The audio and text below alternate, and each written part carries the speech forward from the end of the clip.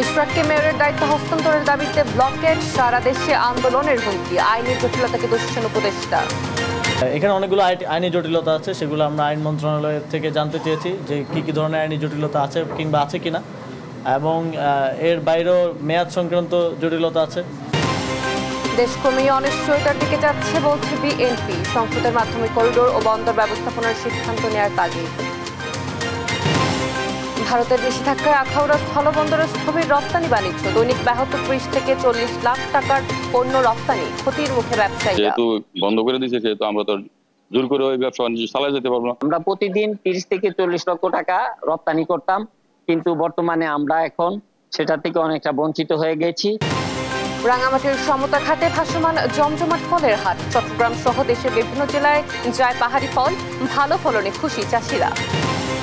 President Trump ও পুতিনের দীর্ঘ ২ ঘন্টার ফোনালাপ, ইউক্রেনের সঙ্গে যুদ্ধবিরতির চুক্তির সমঝোতা চুক্তিতে সম্মত রাশিয়া। এবং শ্বাসরুদ্ধকর ম্যাচে বাংলাদেশকে ২ উইকেটে হারিয়ে টি-20 সিরিজের সমতায় ফিরল আরব আমিরাত, ক্যাচ মিসেই টাইগারদের ভরা ডুবি।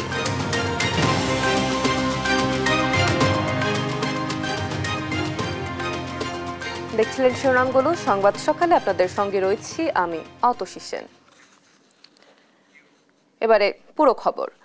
ইশরাককে ঢাকা দক্ষিণ সিটি মেয়রের দায়িত্ব বুঝিয়ে দেওয়া ও উপদেষ্টা আসিফ মাহমুদের পদত্যাগ দাবিতে পঞ্চম দিনের মতো বিক্ষোভ মিছিল ও ব্লকেট কর্মসূচি করেন ইশরাকের সমর্থকরা। বিকেলে সংবাদ সম্মেলনে দাবি আদায়ের আগ পর্যন্ত অবস্থান কর্মসূচি অব্যাহত রাখার হুঁশিয়ারি দেন তারা। এদিকে ব্লকেট কর্মসূচিতে আশপাশের সড়কে তীব্র যানজট দেখা যায়, চরম ভোগান্তিতে পড়েন নগরবাসী। বিস্তারিত জানাচ্ছেন তন্দ্র তারুণ্য। বিএনপি নেতা ইশরাককে মেয়রের দায়িত্ব বুঝিয়ে দেওয়ার দাবিতে দক্ষিণে নগর ভবনের সামনে বিএনপি নেতাকর্মীদের লাগাতার বিক্ষোভে উত্তাল গুলিস্তান এলাকা। গেল ৪ দিনের মতো সোমবার সকাল থেকেই ঢাকা দক্ষিণ সিটি কর্পোরেশনের সামনে জড়ো হন বিএনপি নেতাকর্মীরা। পরে নগর ভবন থেকে গুলিস্তান গোলাপশাহ মাজার বঙ্গমার্কেট সড়কে ব্লকেট দেয় তারা। বেলা বাড়ার সঙ্গে সঙ্গে নগরের বিভিন্ন ওয়ার্ড থেকে মিছিল এসে বাড়তে থাকে জমায়েত। পরে আন্দোলনকারীরা নগর ভবনের মূল ফটকে তালা লাগিয়ে দেন। এ সময় নেতাকর্মীদের উজ্জীবিত রাখতে নগর ভবনের মূল ফটকের সামনে হয় কনসার্ট। আমরা ইশরাকের জন্য আসি, আনন্দ করছি, ফুর্তি করছি। ইশরাকের বিকল্প নেই উল্লেখ করে নেতাকর্মীরা জানান, তাকে মেয়রের চেয়ারে বসালেই আন্দোলন স্থগিত করবেন তারা। ইলেকশন কমিশন গেজেট জারি করেছে এবং গেজেট জারির পরে এই যে শপথ নিয়ে টালবাহানা এই সরকারের, তাই আজ জনগণ নেমে এসেছে এই শপথের দাবিতে। ঢাকা মহানগর দক্ষিণের যে সাধারণ জনগণ আছে, ঢাকাবাসী আছে, তারা তাদের সেবার জন্য আজকে এখানে রাস্তায় দাঁড়িয়েছে এবং তারা অবিলম্বে দাবি করে যে মেয়র ইশরাককে আদালতের রায় যেটা সেটা কার্যকর করা হোক। এখনো কেন আমাদের এই দাবিটা মেনে নেওয়া হচ্ছে না? ইঞ্জিনিয়ার ইশরাকের মেয়রের শপথ পড়াবার দাবিতেই আমরা এখানে আছি। বিকেলে নতুন কর্মসূচির ঘোষণা দেন ঢাকা দক্ষিণের সাবেক সচিব ও আন্দোলনের সমন্বয়ক মশিউর রহমান। মঙ্গলবার সকাল 10টা থেকে বিকেল 4টা পর্যন্ত নগর ভবনের সামনে হবে অবস্থান কর্মসূচি। আগামী দিন সকাল 10টায় আমরা এখানে আসব, সদল বলে এখানে এসে নগর ভবনের সামনে আমরা অবস্থান কর্মসূচি নিব। তবে আপনারা সামনের কঠিন কর্মসূচির জন্য প্রস্তুত থাকবেন। এদিকে বিএনপির ব্লকেরে যানজটে অচল হয়ে পড়ে আশেপাশের সড়ক, এতে চরম ভোগান্তিতে পড়েন নগরবাসী। সাধারণ পাবলিকের যে যাতায়াতের যে রুটগুলো সেগুলো যদি তারা ব্লক না করে সেক্ষেত্রে জনসাধারণের জন্য ভালো হবে। ভোগান্তি এড়াতে দ্রুত এই সমস্যার সমাধান চান নগরবাসী। তন্দ্রা তারুণ্য, দেশ টিভি, ঢাকা। অনতিবিলম্বে ইশরাক হোসেনকে মেয়র হিসাবে ঘোষণা না দিলে সারা দেশে আন্দোলন ছড়িয়ে পড়বে বলে মন্তব্য করেছেন বিএনপির স্থায়ী কমিটির সদস্য সালাউদ্দিন আহমেদ। বলেন, আদালত ও নির্বাচন কমিশনে মেয়র ঘোষণা করলেও সরকারের কিছু উপদেষ্টা সেটি মানছেন না, তারা ন্যায় বিচারের নামে তামাশা করছেন। এদিকে ইশরাক হোসেনকে দায়িত্ব বুঝিয়ে দেওয়ার দাবিতে নগর ভবনের সামনে চলমান আন্দোলন নিয়ে স্থানীয় সরকার উপদেষ্টা আসিফ মাহমুদ বলেন, বিএনপির গায়ের জোরে নগর ভবন বন্ধ করে আন্দোলন করছে, আর দীর্ঘ নিরাপত্তার পর মুখ খুলছেন ইশরাক হোসেনও। সোমবার বিকেলে নিজের ফেসবুক পেজে এক পোস্টে তিনি অন্তর্বর্তী সরকারের বিরুদ্ধে ক্ষমতার লোভ এবং পক্ষপাতিত্বের অভিযোগ তুলেছেন। ইউসুফ ভুইয়ার রিপোর্ট। ইশরাক হোসেনকে মেয়র হিসেবে ঘোষণা না দিলে সারা দেশে আন্দোলন ছড়িয়ে পড়বে বলে মন্তব্য করেছেন বিএনপির স্থায়ী কমিটির সদস্য সালাউদ্দিন আহমদ। সোমবার সিলেটে বিভাগীয় বিএনপির এক অনুষ্ঠানে এমন মন্তব্য করেন তিনি। সালাউদ্দিন বলেন, ইশরাককে আদালত ও নির্বাচন কমিশন মেয়র ঘোষণা করলেও সরকারের কিছু উপদেষ্টা সেটি মানছেন না। তারা ন্যায় বিচারের নামে তামাশা করছেন বলেও অভিযোগ করেন তিনি। অতি অল্প সময়ের মধ্যে পারলে আজকে কালকের মধ্যে ঢাকা দক্ষিণ সিটি কর্পোরেশনের মেয়র হিসাবে আদালত ঘোষিত জনাব ইঞ্জিনিয়ার ইশরাক হোসেনকে শপথ গ্রহণ করানোর ব্যবস্থা করুন।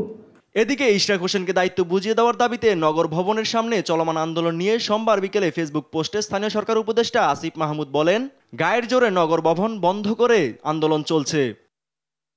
এর আগে সোমবার সকালে স্থানীয় সরকার উপদেষ্টা জানান, আইনি জটিলতা নিরসন না হওয়া পর্যন্ত ঢাকা দক্ষিণ সিটি কর্পোরেশনের মেয়র হিসেবে চূড়ান্ত সিদ্ধান্ত দিতে পারছে না সরকার। এখানে অনেকগুলো আইনি জটিলতা আছে, সেগুলো আমরা আইন মন্ত্রণালয় থেকে জানতে চেয়েছি যে কি ধরনের আইনি জটিলতা আছে কিংবা আছে কিনা, এবং এর বাইরেও মেয়াদ সংক্রান্ত জটিলতা আছে।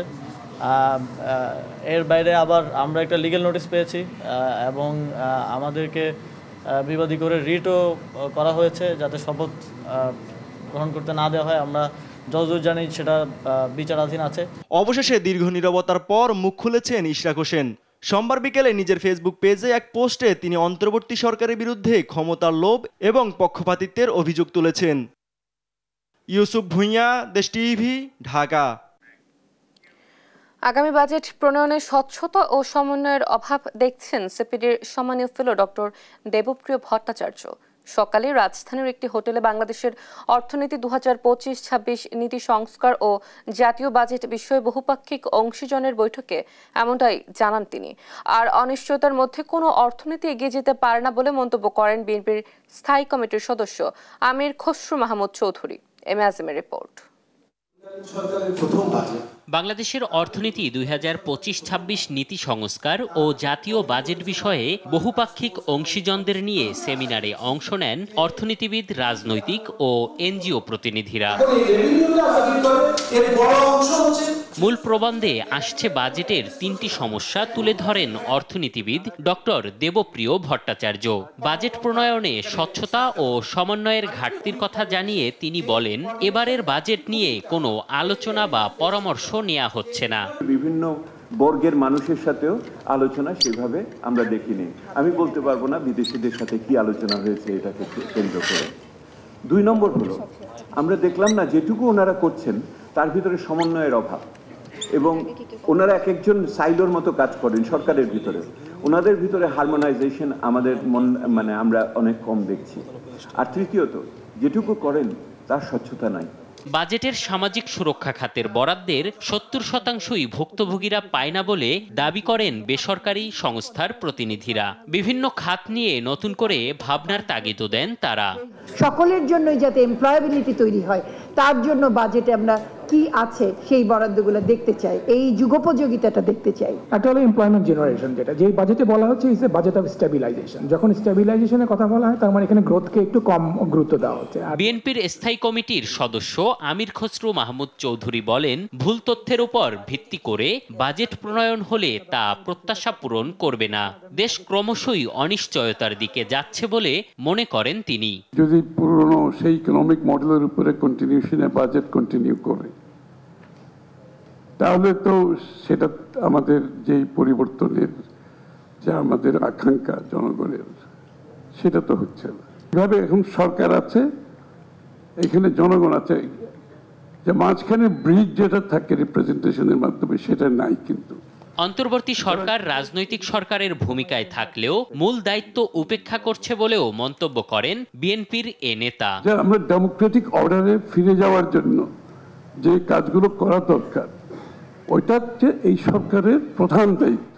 এম এ আজিম, দেশ টিভি, ঢাকা। সিপিবির সঙ্গে বৈঠকের মধ্য দিয়ে শেষ হলো ঐকমত্য কমিশনের প্রথম পর্বের আলোচনা। দ্রুতই রাজনৈতিক দলগুলোর সঙ্গে এ পর্বের আলোচনার ফলাফল জাতির সামনে তুলে ধরা হবে বলে জানিয়েছেন জাতীয় ঐকমত্য কমিশনের সহ সভাপতি অধ্যাপক আলী রিয়াজ।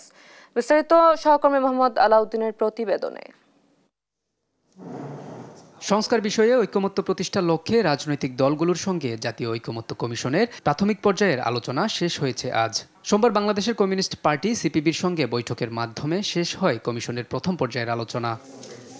আলোচনার শুরুতে কমিশনের সহসভাপতি আলী রিয়াজ বলেন, রাজনৈতিক দলগুলোর সঙ্গে প্রথম পর্বের আলোচনার ফলাফল শীঘ্রই জনসমক্ষে তুলে ধরা হবে। আর যেসব বিষয়ে মতভিন্নতা রয়েছে তা দ্বিতীয় পর্বে আলোচনা করে জাতীয় সনদ তৈরিতে অগ্রসর হবে বলেও জানান তিনি। আমরা আলোচনায় যতদূর অগ্রগতি অর্জন করেছি সেটা পরে খুব শিগগিরই যতদূর সম্ভব দ্রুততার সঙ্গে আমরা সকলকে অবহিত করব।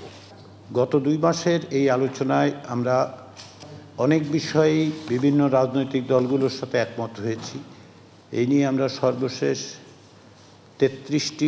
সর্বমোট 33টি রাজনৈতিক দলের সঙ্গে আলোচনা অনুষ্ঠিত হয়েছে।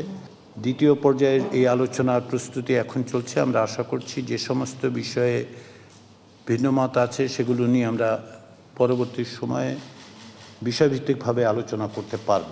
বৈঠক শেষে বাংলাদেশের কমিউনিস্ট পার্টি সিপিবির সাধারণ সম্পাদক রুহিন হোসেন প্রিন্স বলেন, সব ক্ষেত্রে রাষ্ট্রের ক্ষমতার মালিক জনগণ, সেটি প্রতিষ্ঠা করতে হবে। এ সময় প্রশাসনিক কারসাজি বিলুপ্ত করে অন্তর্বর্তী সরকারকে সুষ্ঠু, গ্রহণযোগ্য ও অবাধ নির্বাচনের আহ্বানও জানান তিনি। আমাদের সামনে একটা প্রধান কাজ হচ্ছে সুষ্ঠু, গ্রহণযোগ্য, অবাধ নির্বাচন করা। তার জন্যে যা যা সংস্কার করা দরকার সেই সংস্কারের প্রশ্নগুলো সামনে নিয়ে আসা দরকার। প্রশাসনিক কারসাজি থাকবেই না, কি করা যায়? ভয়ের রাজত্ব থাকবে না। ভোটে দাঁড়ানো, ভোট দেওয়ার সমঅধিকার নিশ্চিত হবে। সেই আলোচনাগুলোর জন্য কি কি করা দরকার সেইটা আলোচনায় আনেন। পরে জনগণের মাঝে রাজনৈতিক সংস্কৃতি উন্নত করার আহ্বান জানিয়ে তিনি বলেন, মুক্তিযুদ্ধের চেতনাকে অক্ষুণ্ণ রেখে 24-এর গণঅভ্যুত্থানের আকাঙ্ক্ষাকে বাস্তবায়ন করতে সবাইকে একসঙ্গে কাজ করতে হবে। আমরা কমাতে বলেছি। মোহাম্মদ আলাউদ্দিন, দেশ টিভি, ঢাকা। স্থলবন্দর দিয়ে 6টি পণ্য আমদানিতে ভারত সরকারের দেয়া নিষেধাজ্ঞায় ক্ষতির মুখে পড়েছে ব্রাহ্মণবাড়িয়ার আখাউড়ার স্থলবন্দরের রপ্তানি বাণিজ্য। নিষেধাজ্ঞার দ্বিতীয় দিনে হিমায়িত মাছ, ভোজ্য তেল ও পাটের রশি ছাড়া রপ্তানি হয়নি কিছুই। ব্যবসায়ীরা বলছেন, যেসব পণ্যে নিষেধাজ্ঞা দেওয়া হয়েছে তার বেশিরভাগই রপ্তানি হতো এই বন্দর দিয়ে। এতে প্রতিদিন অন্তত 30 থেকে 40 লাখ টাকার পণ্য রপ্তানি ব্যাহত হচ্ছে। মেহেদিনুর পরশের প্রতিবেদন, জানাচ্ছেন টুম্পা আফরোজ। দেশের অন্যতম রপ্তানিমুখী স্থলবন্দর ব্রাহ্মণবাড়িয়ার আখাউড়া। এ বন্দর দিয়ে ভারতের 7 সিস্টার খ্যাত 7টি অঙ্গরাজ্যে প্রতিদিন হিমায়িত মাছ, শুটকি, ভোজ্য তেল, তুলা বর্জ্য, প্লাস্টিক পণ্য, পিভিসি সামগ্রী, প্রক্রিয়াজাত খাবার সহ 12 ধরনের পণ্য রপ্তানি হয়। তবে সম্প্রতি ভারত সরকার 6টি পণ্য আমদানিতে নিষেধাজ্ঞা দেয়ায় নতুন করে সংকটে পড়েছে এ বন্দরের রপ্তানি বাণিজ্য। নিষেধাজ্ঞা থাকায় এ বন্দর দিয়ে রপ্তানি হওয়া তুলার বর্জ্য, প্রক্রিয়াজাত খাবার, প্লাস্টিক পণ্য সহ পিভিসি পাইপ বন্দরে আসেনি। তবে দ্বিতীয় দিনে 44 টন হিমায়িত মাছ, 135 টন ভোজ্য তেল ও 19 টন পাটের রশি ভারতে রপ্তানি করা হয়।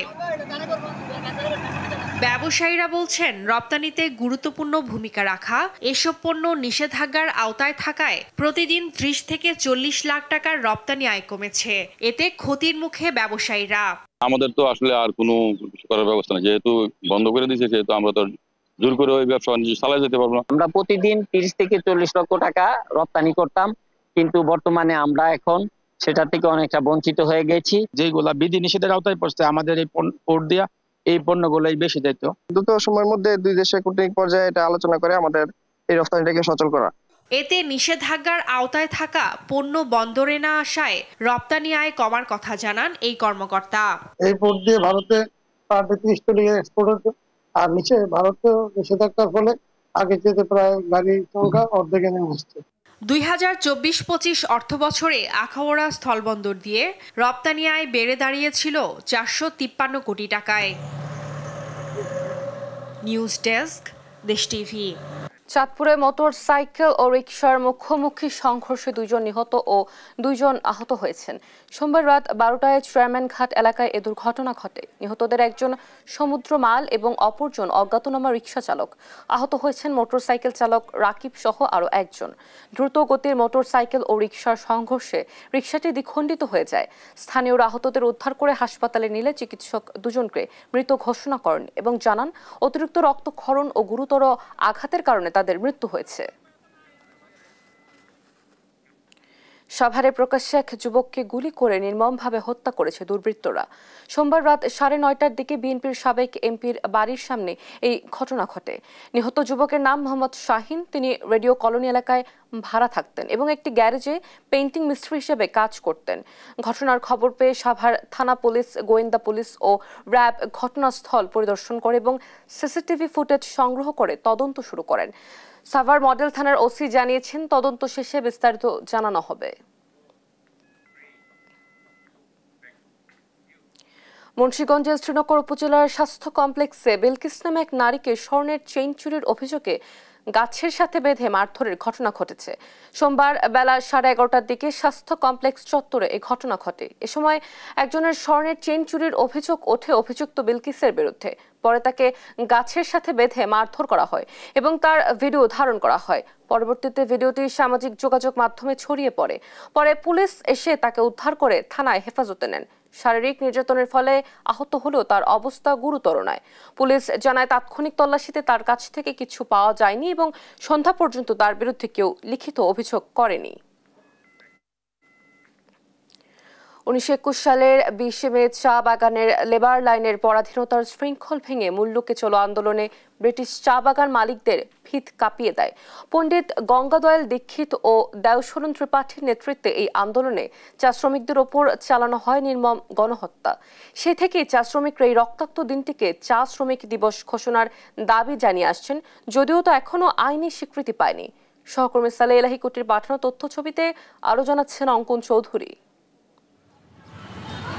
1854 সালে সিলেট অঞ্চলের অধিকাংশ চা বাগান ছিল ব্রিটিশদের দখলে। কাজের জন্য ভারতের বিভিন্ন অঞ্চল থেকে নিম্নবর্ণের হিন্দু ও ক্ষুদ্র নৃগোষ্ঠী মানুষদের নানা প্রলোভন দেখিয়ে চা বাগানে নিয়োজিত করা হয়।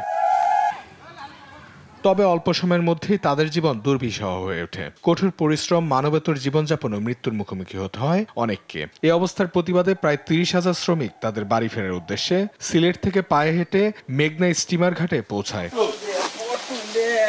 তবে সেখানে ব্রিটিশ সৈন্যদের গুলিতে বহু শ্রমিক নিহত হয় এবং তাদের মরদেহ নদীতে ভাসিয়ে দেয়া হয়। বাকিদের জোর করে আবারও চা বাগানে ফিরিয়ে নেওয়া হয়। আজকেও সেই হত্যাকাণ্ডে কতজন নিহত হয়েছিল তা অজানা রয়েছে। আমাদের জোরালো দাবি থাকবে যে সরকারিভাবে যেন যাদের এই গণহত্যা দিবসটাকে রাষ্ট্রীয় স্বীকৃতি দেয়।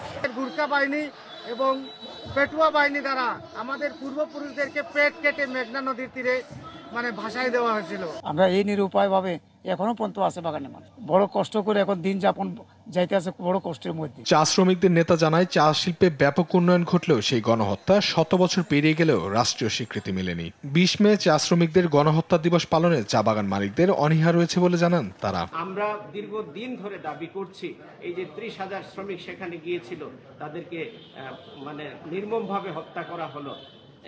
এই দিবসটি রাষ্ট্রীয়ভাবে আমরা স্বীকৃতি চাচ্ছি। বাংলাদেশ চা শ্রমিক ইউনিয়ন থেকে আমরা সরকারের কাছে 20 মেকে আমরা জাতীয় স্বীকৃতি চাচ্ছি এবং আমরা এই আমাদের 7টি ভ্যালি আছে, 7টি ভ্যালিতে আলোচনা এবং 20 মে উদযাপিত হবে। দেশে চা জনগোষ্ঠীর সংখ্যা প্রায় 8 লাখ। প্রজন্মের পর প্রজন্ম তারা চা শ্রমিক হিসেবে কাজ করছে।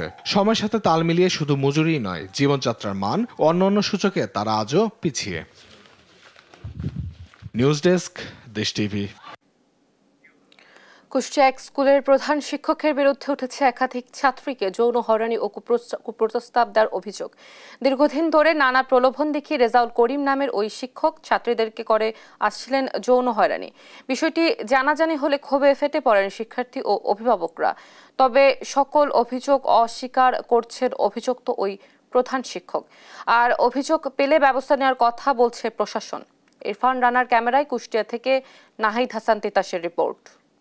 আমার হাত ধরলো, হাত ধরে আমার হাতে মুখে চুম খায় আর সকাল 8টায় যেতে বলে আমি তোমাকে একটা মোবাইল কিনে দেবো।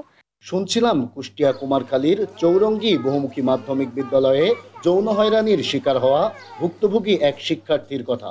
গত 12 মে দুপুরে বিদ্যালয়ের লাইব্রেরিতে ডেকে নিয়ে তাকে যৌন হয়রানি করে প্রধান শিক্ষক রেজাউল করিম। মোবাইল ফোন কিনে দেওয়া ও উপবৃত্তির প্রলোভন দেখিয়ে দেয় নানা কুপ্রস্তাব। জড়িয়ে ধরে নিয়ে যাওয়ার চেষ্টা করে বিদ্যালয়ের ওয়াশরুমেও। এরপর থেকে ভয়ে বিদ্যালয়ে যাওয়া বন্ধ করে দিয়েছে ভুক্তভোগী ওই শিক্ষার্থী। এমন ঘটনার সুষ্ঠু বিচার চাই পরিবার। হাতে মুখে চুমু দেয়, হাত কোনো রকম ছেড়ে আমার মেয়ে আছে আমার কাছে বেঁচে চলে যায়, আমার মেয়ে যদি কিছু আমি সঠিক বিচার চাই, ওই মাস্টারের উপযুক্ত শাস্তি চাই, এইভাবে মেলামের সাথে। দীর্ঘদিন ধরে প্রধান শিক্ষক রেজাউল করিম নানাভাবে স্কুলের একাধিক ছাত্রীকে করে আসছিলেন যৌন হয়রানি। বিষয়টি জানাজানি হলে ক্ষোভে ফেটে পড়ে শিক্ষার্থী ও অভিভাবকরা। অভিযুক্ত ওই শিক্ষকের শাস্তির দাবিতে বিক্ষোভ করেন তারা। আরো অনেকে আমাদের ক্লাসে আরো অনেক মেয়েগুলোর এরকম করছে। তার নামে যে সমস্ত ঘটনাবলী শুনতেছি এগুলো অত্যন্ত নিন্দনীয়। আমরা চাই তার বিচার হোক। স্কুলে পাঠায় কোন ভরসার উপর পাঠাবো? এর আগেও এরকম রিপোর্ট তার পাওয়া গেছে। তবে ছাত্রীদের যৌন হয়রানির বিষয়টি সম্পূর্ণ অস্বীকার করে প্রধান শিক্ষক রেজাউল করিম। কথা হলো এটা কোনো হেডমাস্টার করতে পারে? আর শিক্ষকরা ছিল, আমার অ্যাসিস্ট্যান্ট হেডমাস্টার ছিল, ওই মেয়ের একটা অভিযোগ ছিল, সেই অভিযোগটা আমি একটু রাগটা করেছি একটা বিষয়ের উপরে। এই হচ্ছে বিষয়। আর প্রশাসন বলছে এখনো এ ধরনের কোনো অভিযোগ পাননি তারা। অভিযোগ পেলে নেবেন ব্যবস্থা। এই সংক্রান্তে আমাদের থানাতে কোনো অভিযোগ আমরা পাই না এখনো। যদি অভিযোগ দেয় আমরা সেই ব্যবস্থা নেব। বিদ্যালয়ের একজন প্রধান শিক্ষকের বিরুদ্ধে ছাত্রীদের যৌন হয়রানির বিষয়টি দ্রুত তদন্ত সাপেক্ষে ব্যবস্থা নেওয়ার দাবি স্থানীয়দের। নাইদা সান্তিতাস, দেশ টিভি, কুষ্টিয়া। রাঙামাটির হাট বাজারগুলো এখন নানান মৌসুমি ফলে ভরপুর। আম, কাঁঠাল, লিচু, আনারসের গন্ধে চারদিকে মম করছে। কীটনাশক মুক্ত হয় দেশের বিভিন্ন জায়গায় রাঙামাটির মৌসুমি ফলের ব্যাপক চাহিদা রয়েছে। ভালো ফলনে হাসি ফুটেছে চাষির মুখে, তবে দাম নিয়ে আছে হতাশা। সহকর্মী মিশু মল্লিকের তথ্য ছবিতে জানাচ্ছেন সালমা জাহান। ভোর হতেই রাঙামাটির বনরূপার সমতা ঘাটে ভিড়তে শুরু করে একের পর এক ইঞ্জিন চালিত নৌকা। পাহাড়ি এলাকা থেকে বিভিন্ন ধরনের মৌসুমি ফলমূল নিয়ে আসে স্থানীয়রা। আর ঘাটে তরি ভিড়তেই পাইকারদের দরদামে বিক্রির পর্ব শুরু হয়। দরাদরি শেষে নৌকার পণ্যের ঠাঁই হয় ট্রাকে, আর সেই ট্রাক চলে যায় চট্টগ্রাম সহ দেশের বিভিন্ন জায়গায়। জেলা কৃষি সম্প্রসারণ অধিদপ্তরের তথ্য মতে এবার জেলায় ৩,৬২৮ হেক্টর জমিতে আম, ৩,৩৭৩ হেক্টর জমিতে কাঁঠাল, ১৯,০০৩ হেক্টর জমিতে লিচু ও ২,৫৩৭ হেক্টর জমিতে আনারস চাষ হয়েছে। ভাসমান হাটের নৌকাগুলোর মধ্যে বেশিরভাগ দখল করে আছে জাতীয় ফল কাঁঠাল, রয়েছে আমও। বাগান মালিকরা জানান এবছর কাঁঠাল ভালো উৎপাদন হলেও বাজারে দাম একেবারেই নেই বললেই চলে। এগুলো তো দাম পাওয়া যায় না এখানে। মুহূর্তে এই বাজারে একটু কমছে আর কি, ৩০ টাকা ৩৫ টাকা ২৫ টাকা এই ধরনের বেচাকেনা চলতেছে। তাহলে দাম একবার নাই, ২০ টাকা ৩০ টাকা ১৫ টাকা ১০ টাকা এইরকমই বিক্রি করে। এদিকে ফলের দাম এবার বাড়তির দিকে বলছেন পাইকাররা। তো এখানে মাল ভালো আছে, জিনিসটা ভালো আছে, পূর্ণ ভালো, মানে মালটা একটু ভালো, সুন্দর পরিবেশ ভালো দেখে আমরা এখানে আসি। আমি ছোট থেকে ব্যবসা করি, মূলত এখান থেকে মাল নিয়ে যাই। দাম এখানে মূলত বাইরে থেকে একটু এখানে কম, এই কারণে এখানে আসা, যাতে এখান থেকে কম দামে নিয়ে আমরা একটু বাইরে বেশি দামে বিক্রি করতে পারি। একাধিকবার বৃষ্টি হয়, এবার ফলের মান ভালো হওয়ার আশা কৃষি বিভাগের। পার্বত্য এলাকার মাটির বৈশিষ্ট্যের কারণে এখানে যতগুলি ফল হয় প্রত্যেকটা ফলই প্লেন ল্যান্ডের ফলের চেয়ে টেস্টে একটু উন্নত, মানে ভালো। এই কারণে কিন্তু আপনার পার্বত্য এলাকার ফলের চাহিদা বাইরে একটু বেশি। এই বছর আম, কাঁঠাল, লিচু ও আনারস এই ৪ মৌসুমি ফলের উৎপাদন লক্ষ্যমাত্রা নির্ধারণ করা হয়েছে 2,10,770 মেট্রিক টন। নিউজ ডেস্ক, দেশ টিভি। টাঙ্গাইলের মির্জাপুর উপজেলার জামুরকির সন্দেশ জিআই সনদ পাওয়া আনন্দিত জেলার মানুষ। দূর দূরান্ত থেকে আসা ভোজন রসিকরা সন্দেশের আদি স্বাদ ও সুঘ্রাণ ধরে রাখার দাবি জানান। মান ধরে রাখার আশ্বাস ব্যবসায়ী ও জেলা প্রশাসনের। অভিজিৎ ঘোষের প্রতিবেদন, আরও জানাচ্ছেন টুম্পা আফরোজ। ঢাকা টাঙ্গাইল মহাসড়কের পাশে শতবর্ষব্যাপী ঐতিহ্য ধরে রেখেছে জামুরকির সন্দেশ। সুঘ্রাণ ও সুস্বাদের কারণে সারা দেশের পাশাপাশি চাহিদা রয়েছে পার্শ্ববর্তী দেশগুলোতেও। ঐতিহ্য ধরে রাখায় বুধবার শিল্প উপদেষ্টা আদিলুর রহমানের কাছ থেকে জিআই সনদ গ্রহণ করেন টাঙ্গাইলের জেলা প্রশাসক শরীফা হক। পণ্যটি জিআই স্বীকৃতি পাওয়ায় জামুরকিতে ক্রেতার সংখ্যা বেড়েছে। ব্যস্ত সময় পার করছেন কারিগররা। প্রতিদিন ভোর হতে গভীর রাত পর্যন্ত এ দোকান থেকে সন্দেশ কিনতে আসেন টাঙ্গাইল সহ বিভিন্ন জেলার মানুষ। অনেকে যাত্রা বিরতি দিয়ে প্রিয়জনের পছন্দের সন্দেশ নিয়ে যান। দোকান আধুনিকায়ন সহ মান ধরে রাখার দাবি ক্রেতাদের। প্রায় 100 বছরের পুরাতন একটি মিষ্টি এবং আমরা যারা টাঙ্গাইলে বসবাস করি আমরা প্রায়ই হচ্ছে এই কালিদাসের সন্দেশটি খাই। আমাদের আগের প্রজন্ম এই সন্দেশটি খেয়েই বড় হয়েছে এবং আমরা খুবই আনন্দিত যে এবার এই কালিদাসের সন্দেশ পণ্যটি জিআই স্বীকৃতি পেয়েছে। যাওয়ার পথে যাত্রা বিরতিতে আমিও এখান থেকে নিচ্ছি। আমার ফ্যামিলি থেকে সবসময় আমি নেই, বাট ওই আমার কলিগের জন্য আমি নিচ্ছি। জিআই পণ্যের স্বীকৃতি পাওয়ায় সন্তোষ প্রকাশ করেন কারিগররাও। সন্দেশ বিকেল থেকে বানা শুরু করে দিয়েছি 5টার দিক থেকে, এখন চলছে, কাস্টমার বেশি অনেক, দুধ তো অনেক আসে, 20 মন 25 মন করে। বাবা চাচারা করছে, এখন আমি করতেছি আর কি। এটা আমরা খুব খুশি মানে মহা খুশি। আমরা এডি সাহেবকে অভিনন্দন জানাই। পণ্যটি জিআই স্বীকৃতি পাওয়ায় স্থানীয় অর্থনীতিতে অবদান রাখবে বলে মনে করেন জেলা প্রশাসক। জিআই পণ্য হিসেবে স্বীকৃতি পণ্যটির স্থানীয় ঐতিহ্যকেও স্বীকৃতি দেয়। এই স্বীকৃতি পর্যটনকে ব্যাপকভাবে উৎসাহিত করবে এবং স্থানীয় অর্থনীতিতেও বিশেষ অবদান রাখবে বলে বিশ্বাস করি। ঈদ, পূজা, বিয়ে সহ বিভিন্ন অনুষ্ঠানে এর সন্দেশের কদর রয়েছে। দেশি বিদেশি বিশিষ্ট অনেক ব্যক্তিও এর স্বাদ নিয়ে মুগ্ধ হয়েছেন। প্রতিদিন গড়ে এই সন্দেশের দোকানে লক্ষাধিক টাকার বেচাকেনা হয়ে থাকে। নিউজ ডেস্ক, দেশ টিভি।